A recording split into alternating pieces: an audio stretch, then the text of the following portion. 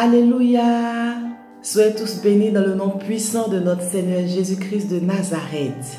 J'espère que tu te portes bien avec la grâce de Dieu. J'espère que tu continues de prier, tu continues de méditer la parole de Dieu, tu continues d'espérer au Seigneur. C'est le plus important. Quels que soient les combats, les défis, les attaques, l'opposition, accroche-toi au Seigneur Jésus-Christ de Nazareth. Le thème de mon exhortation aujourd'hui est le choix de Dieu. Être le choix de Dieu. Je vais me baser sur l'histoire de Joseph, le fils de Jacob. Je vais lire Genèse 37 du verset 1 au verset 3. Genèse 37 du verset 1 au verset 3. Jacob demeura dans le pays de Canaan où avait séjourné son père. Voici la postérité de Jacob. Joseph, âgé de 17 ans, faisait paître le troupeau avec ses frères. Cet enfant était auprès des fils de Bila et des fils de Zilpa, femme de son père. Et Joseph rapportait à leur père leurs mauvais propos. Israël aimait Joseph plus que tous ses autres fils parce qu'il avait eu dans sa vieillesse et il lui fit une tunique de plusieurs couleurs. Parmi tous ses enfants, Jacob avait un regard particulier sur Joseph. Il l'aimait beaucoup. Dieu, par le biais de son père, l'avait choisi pour être élevé.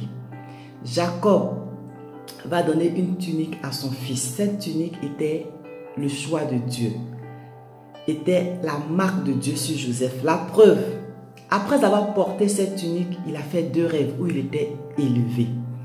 Amen. Je veux aborder 3 points sur mon sujet d'aujourd'hui.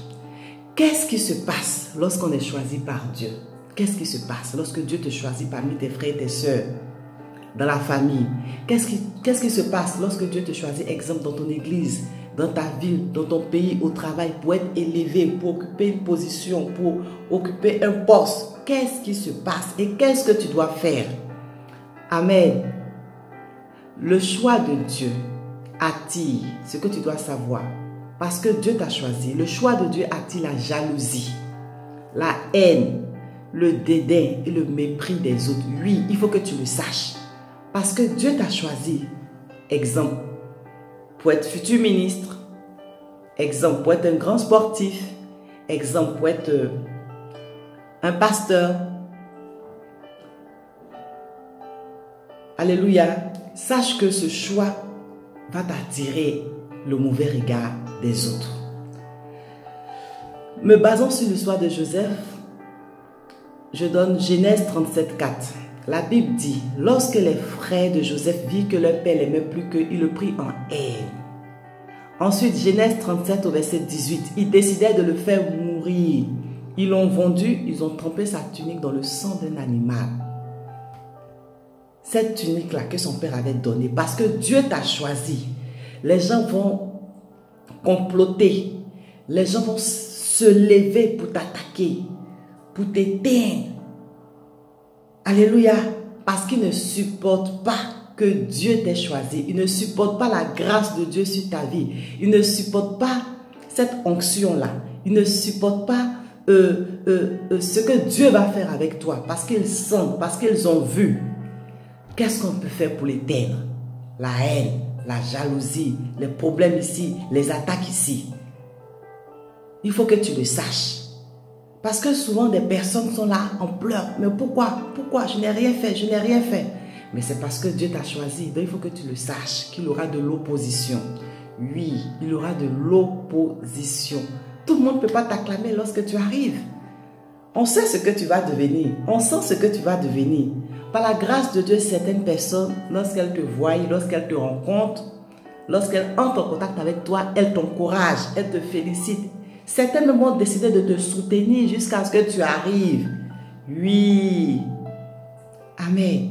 Mais malheureusement, ce n'est pas tout le monde. Il faut te préparer moralement à ça. Tu arriveras dans des lieux où on va te claquer la porte. Où tu vas dire, mais c'est moi, c'est moi. Ils vont te dire, on ne veut pas de toi. Ou on ne te connaît pas. Ils vont te dire, on n'a rien à faire avec ce que tu as là comme don, comme talent, comme ceci, comme cela. Peut-être c'est là-bas tu es comme ça, mais chez nous, on ne te connaît pas. Amen. Il faut que tu le saches.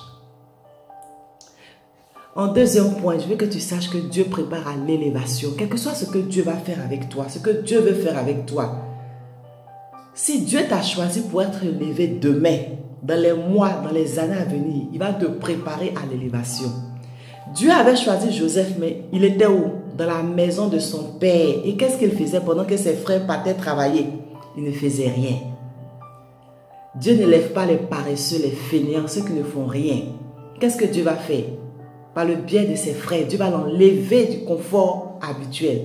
Là où tu es, là où tu te sens bien, on ne peut pas t'envoyer. Tu es le prince, tu es la princesse de papa et de maman. Dieu va t'enlever. Oui. Il va t'envoyer dans un lieu où tu vas apprendre à te débrouiller, où tu vas apprendre à travailler. Dieu avait déjà prévu élever Joseph comme premier ministre. Mais ce n'est pas directement de la maison de son papa là. Il ne savait rien faire, Joseph.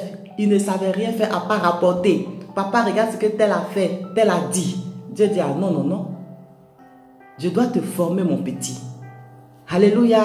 Donc toi qui m'écoutes, peut-être, comme je dis, c'est dans le ministère, dans la politique, dans le sport, je ne sais quel domaine où Dieu va t'élever.